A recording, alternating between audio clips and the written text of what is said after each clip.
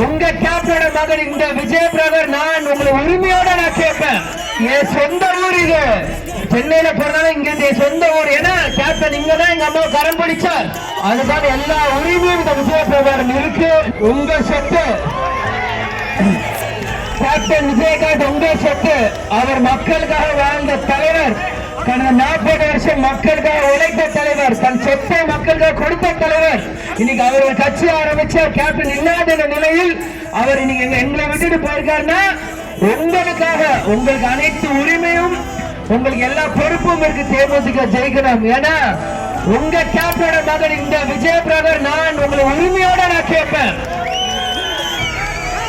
என் சொந்த ஊர் இது. நான் சென்னையில போனாலும் இங்க என் சொந்த ஊர். ஏன்னா கேப்டன் இங்கதான் எங்க அம்மா கரம் பிடிச்சார். அதுதான் எல்லா உரிமையும் இந்த விஜய் பிரதர் இருக்கு. நிச்சயமாக மக்களாக நீங்கள் உங்கள் பொறுப்பு தேமுதிக ஜெயிக்க செஞ்சிருக்கீங்களா?